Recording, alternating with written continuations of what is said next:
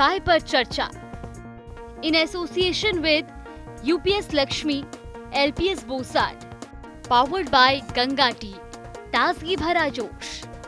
नमस्कार, जनता टीवी देख रहे हैं आप। आपके साथ मैं हूं अंजलि भंडारी और स्वागत करती हूं हमारे खास कार्यक्रम चाय पर चर्चा में। और आज हम एक ऐसी शख्सियत से आपको अपने खास कार्यक्रम में मिलवाने जा रहे हैं जो किसी पहचान का मोहताज नहीं है।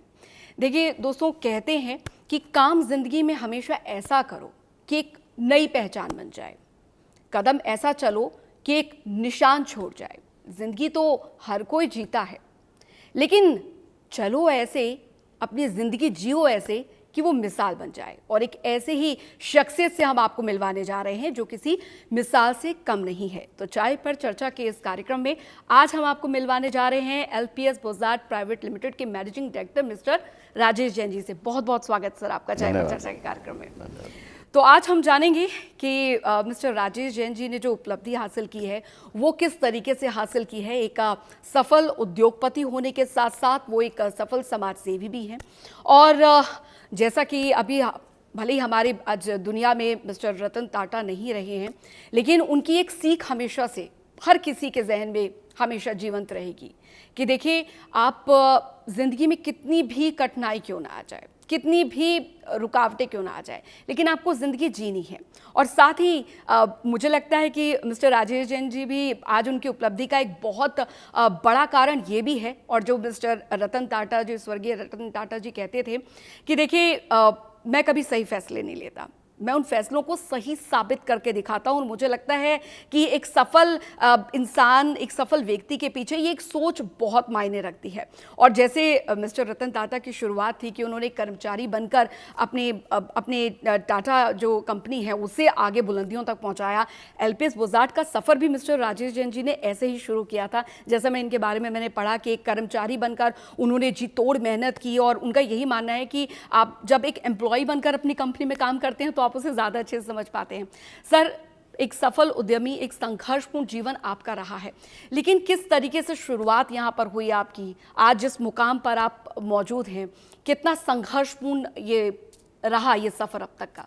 मेरे फादर ने 1958 में यहाँ इंडस्ट्री शुरू करी थी फास्टनर्स की। अनफॉर्चुनेटली मेरे फादर की डेथ जल्दी हो गई जब तक इंडियन इकोनॉमी 1991 में खुली। और बट आज जो पौधा लगाया हुआ वो हमारे फादर का ही है। और हम लोग, हमारे रूट्स क्योंकि रोहतक से ही हैं, तो हम कभी रोहतक को छोड़ के गए नहीं और रोहतक को छोड़ के जाने वाले भी नहीं। तो हम कहते हैं भाई अपने रोहतक की ग्राउंड से हम जुड़े रहेंगे।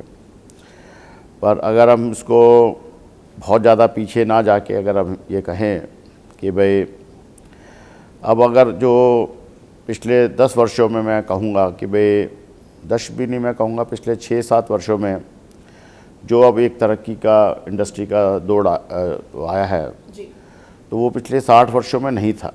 तो हम लोगों ने भी अपनी इंडस्ट्री में जो पिछले 60 वर्षों में अचीव नहीं किया वो अब पिछले 6 वर्षों में अचीव किया है, उससे भी कहीं ज़्यादा अचीव किया है।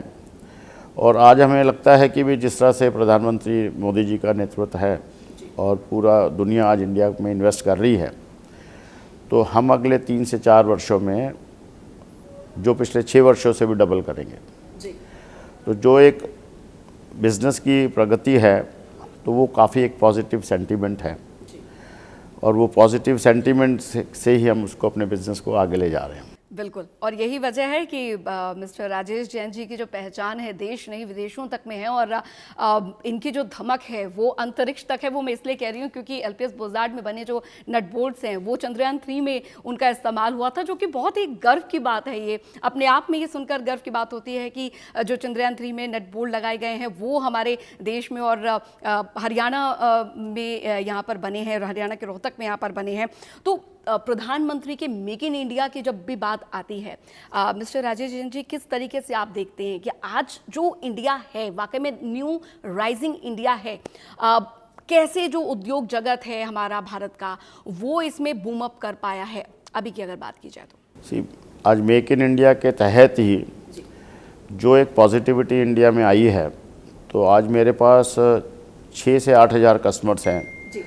और जितने भी ग्लोबल एमएनसीज़ हैं और बड़े इंडियन एमएनसीज़ हैं हम उनको सप्लाई करते हैं इस वक्त हमारा भारतीय रेल कह लीजिए, आप इंडियन रेल कह लीजिए, जिसमें वंदे भारत भी आता है और सारी मेट्रो सिस्टम्स आते हैं, वो हमारे सबसे बड़े कस्टमर्स हैं।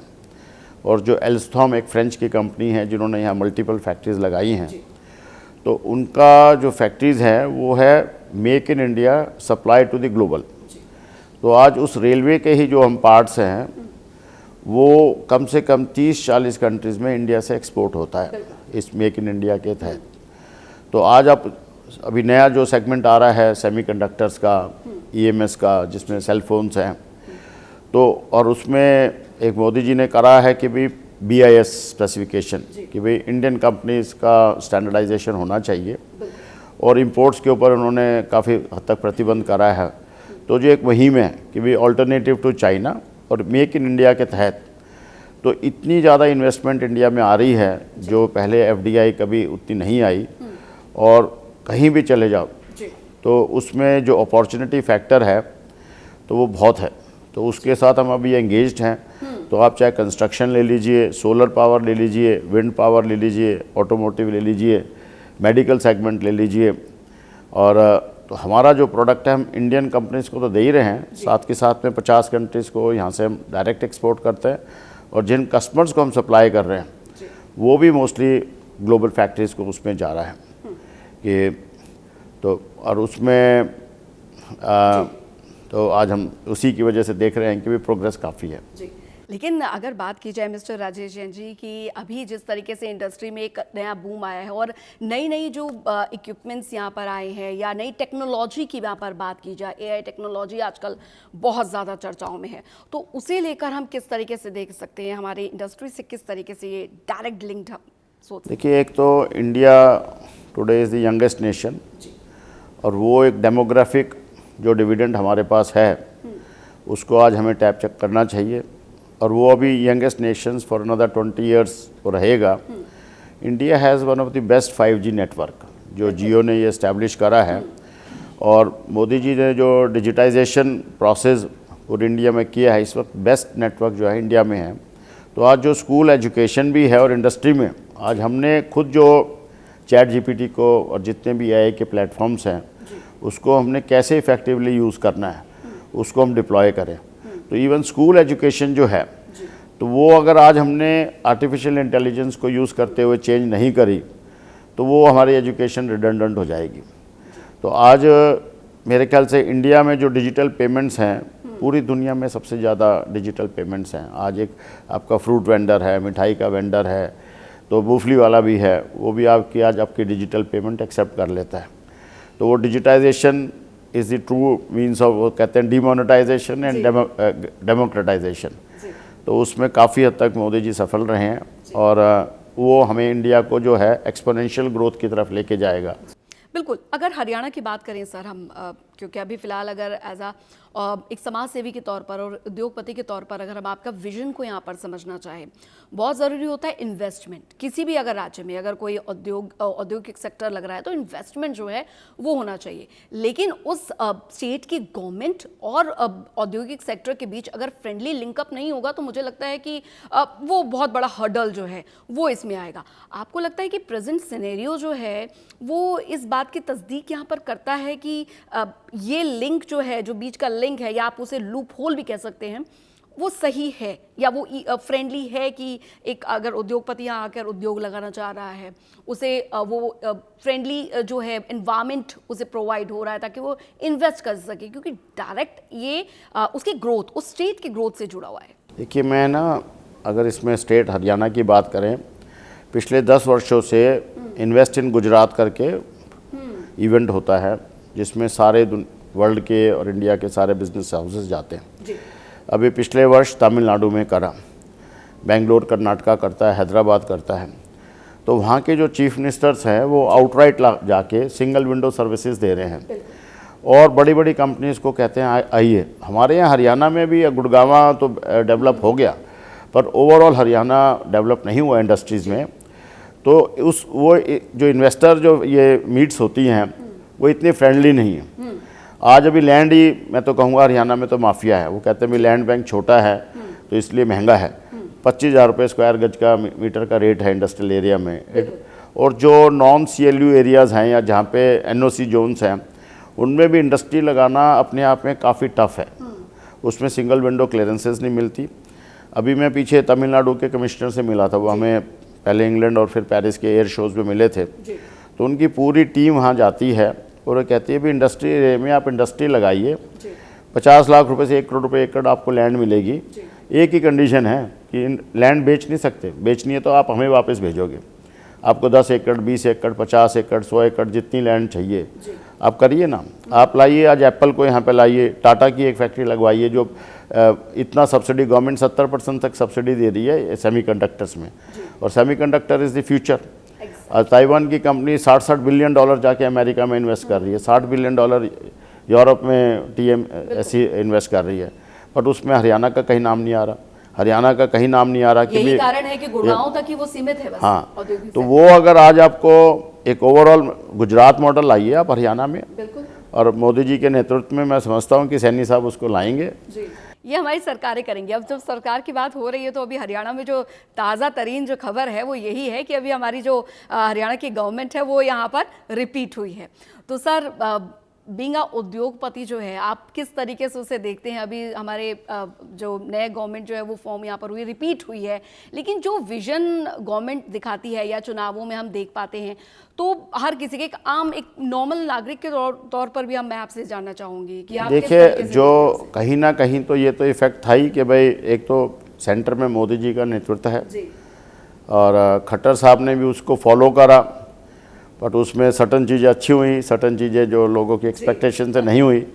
पर फिर भी मेरे को लगता है, जैसे मैं कई बार संघ वालों से भी है, ABP भी है, VHP भी है, डिफरेंट जो संस्थाएं हैं जो इनके नीचे काम करती हैं, वो ग्राउंड वर्क उन्होंने काफ़ी अच्छा करा और उन्होंने लोगों की जो लोअर कास्ट से लेके हर कास्ट की, जो मैं कहूँगा वो एक पर्टिकुलर जाति या उसके ऊपर बेस नहीं थे कि भी लोगों में वो समर्थता कैसे आए और लोगों तक गवर्नमेंट की स्कीम्स कैसे पहुँचे। तो एक स्कीम शायद अभी जो ये परिवार पहचान पत्र था, तो I think that has also played magic.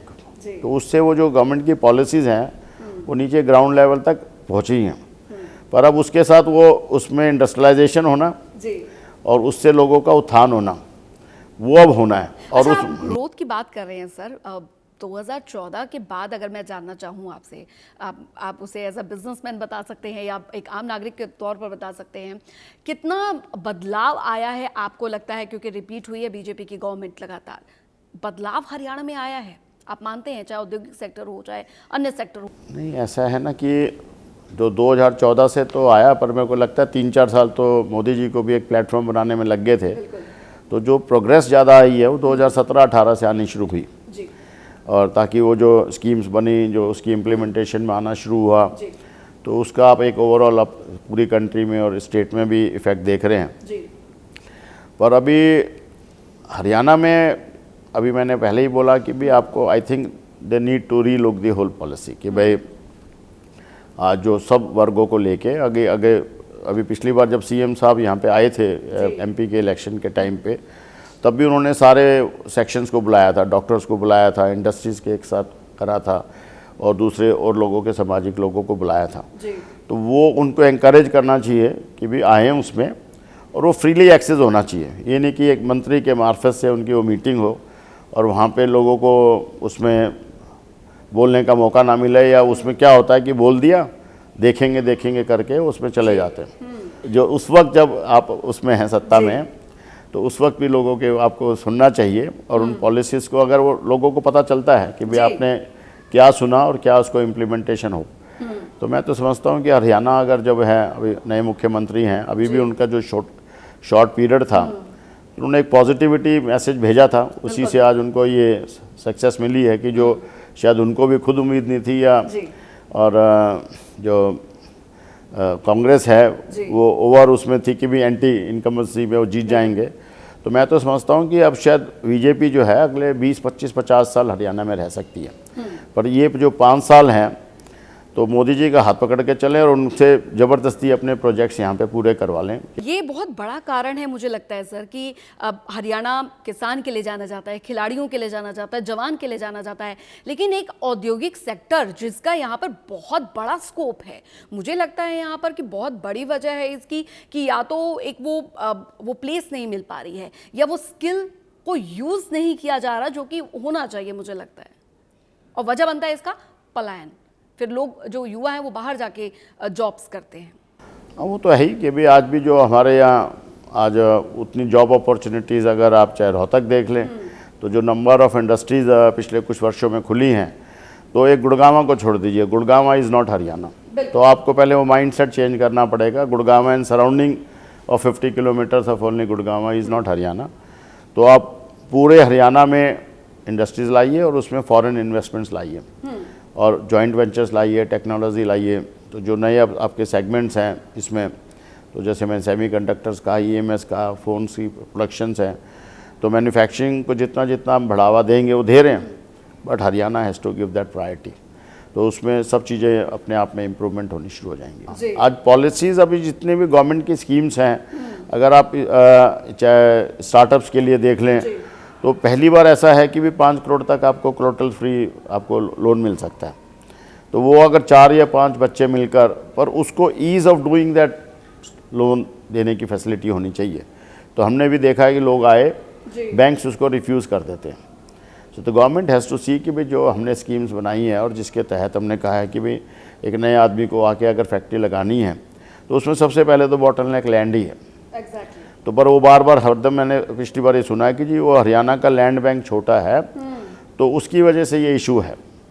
तो उस छोटे लैंड बैंक में भी गवर्नमेंट के पास भी लैंड्स हैं और जो जहाँ पे तो आज सब जगह एक कोई भी गांव है कहीं है जो 25 लाख रुपए एकड़ जगह थी वो 5 करोड़ रुपए एकड़ जगह है, तो उससे वो आगे इंडस्ट्रियलाइजेशन नहीं होती। तो लैंड करना पड़ेगा कि आप इन्वेस्टमेंट अगर यहाँ पर आ रही है तो वो एनवायरनमेंट अगर वो प्रोवाइड नहीं हो पा रहा तो मुझे नहीं लगता कि वो इन्वेस्टमेंट जो है, या आप फॉरेन इन्वेस्टमेंट की बात कर रहे हैं या कोई नया स्टार्टअप की यहाँ पर बात की जा रही है, वो हो पाएगा। अब मुझे ऐसा लगता है युवाओं की अगर एज अ बिजनेसमैन अगर बात यहाँ पर की जाए, युवाओं को जॉब अपॉर्चुनिटीज़ की बात यहाँ पर की जाती है, न्यू स्टार्टअप्स की बात यहाँ पर की जाती है, आपको क्या लगता है कि इस वे में जो है वो गवर्नमेंट काम कर रही है या काम करना अभी बाकी है? देखिए, गवर्नमेंट को काम करना पड़ेगा। They will have to have the will कि भाई अब हमें यंगस्टर्स को ऊपर लाना है, स्टार्टअप लाना है, शुरुआत करनी पड़ेगी क्योंकि वो आप जहाँ जिस लेवल पे भी आज अगर है ना, तो क्योंकि स्कीम्स इन प्लेस हैं, स्कीम्स का इम्प्लीमेंटेशन नहीं हो पा रहा, लोगों तक वो पहुँच नहीं पा रही।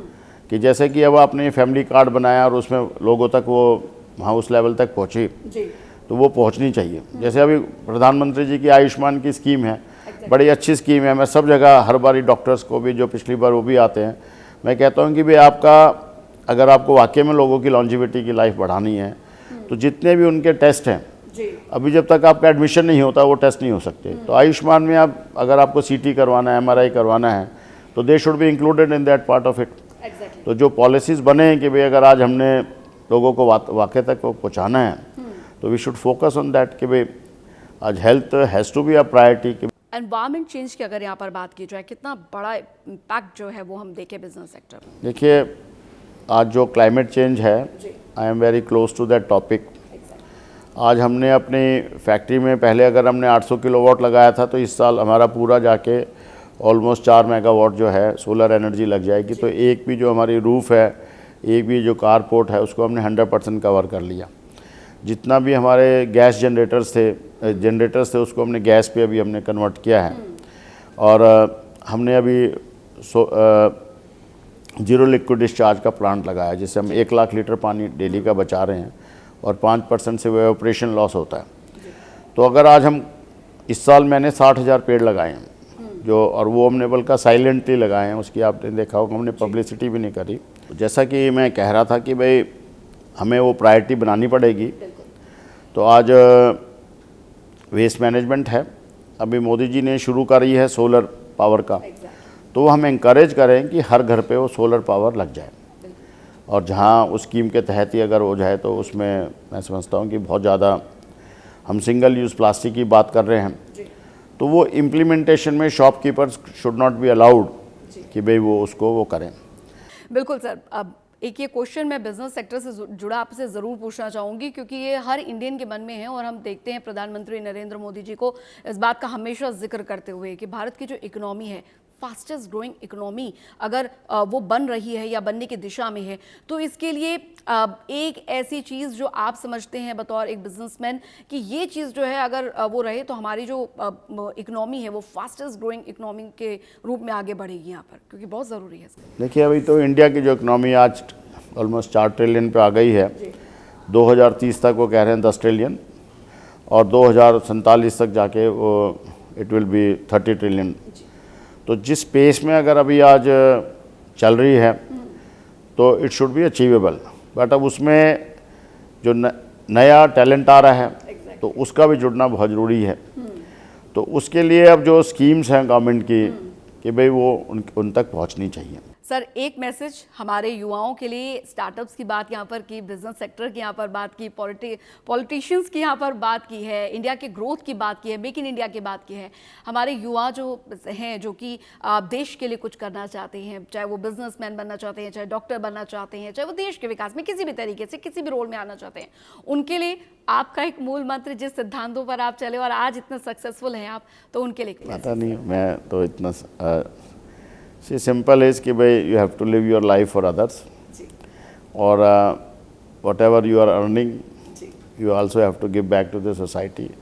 तो यंगस्टर्स के लिए मैं अभी पीछे भी बोल चुका हूँ कि भाई जो अब कॉलेजेस से आ रहे हैं, so they have to be an entrepreneur, they have to be कि भी वो जॉब्स के पीछे भागते हैं, सरकार को कहते हैं भाई आपने जॉब नहीं दी है।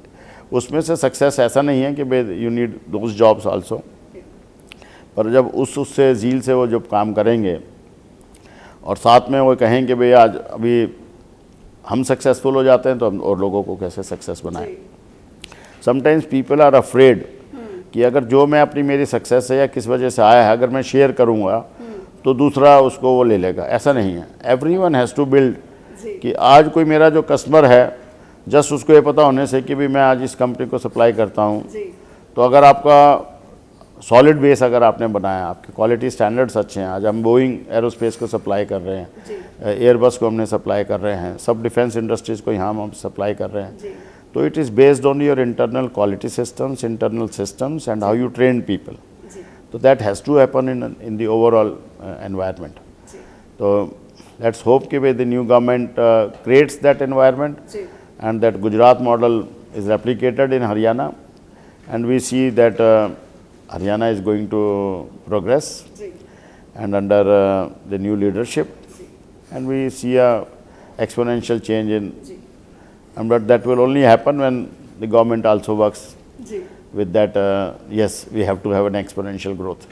बिल्कुल, बहुत बहुत शुक्रिया मिस्टर राजेश जैन जी, आपने अपना कीमती वक्त हमें निकाल के दिया और हमारे जो दर्शक हैं उन्होंने आपको सुना, आपकी कहानी, आपने जो अपना जीवन जिया है संघर्षों के साथ उसको सुना, और साथ ही एक सक्सेसफुल बिजनेसमैन होने के साथ साथ एक समाजसेवी होने के नाते भी आपने किस तरीके से पर्यावरण को और लोगों को आपने दिया है एक नया जीवन, उसके बारे में भी आपने यहाँ पर बताया। बहुत बहुत शुक्रिया सर हमारे साथ इस चाय पर चर्चा के कार्यक्रम में शामिल होने के लिए। बिल्कुल, तो दर्शकों आपने सुना LPS बोसाट के managing director mister Rajesh Jain ji को, और साथ ही आपने देखा चाय पर चर्चा का ये कार्यक्रम हर बार बेहद खास होता है, लेकिन इस बार ये खास, बहुत ज़्यादा खास इसलिए था क्योंकि एक ऐसी शख्सियत आज हमारे साथ मौजूद थी जिन्होंने देश ही नहीं बल्कि विदेशों तक में अपनी पहचान बनाई, ज़मीन ही नहीं बल्कि अंतरिक्ष तक अपनी पहचान बनाई, और ये बता दिया कि आप संघर्ष करिए, आप जुनून के साथ काम करिए, आपके जो सपने हैं वो साकार होते रहेंगे। और जैसा कि हमने कार्यक्रम की शुरुआत में कहा था स्वर्गीय मिस्टर रतन टाटा जी के बारे में और उनके सिद्धांतों के बारे में, उन्होंने एक बात हमेशा जिक्र करी थी कि आप तेज़ चलेंगे तो आप बहुत आगे तक जाएंगे, लेकिन अगर आपको लंबा चलना है, आगे तक पहुंचना है, अपनी सफलता को बरकरार रखना है, तो आपको सबको साथ लेकर चलना पड़ेगा। और जैसा कि मिस्टर राजेश जैन जी भी हमेशा से करते आए हैं, और मुझे लगता है कि इनकी सक्सेस का राज यही है कि सबको अपने साथ लेकर चलते हैं,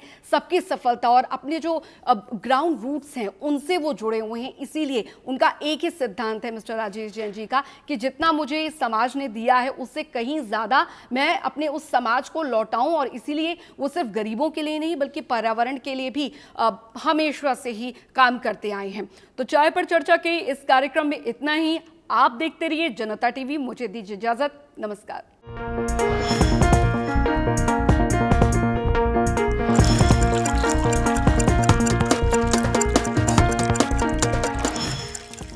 चाय पर चर्चा in association with UPS Lakshmi, LPS Bossard, powered by Ganga tea, ताजगी भरा जोश।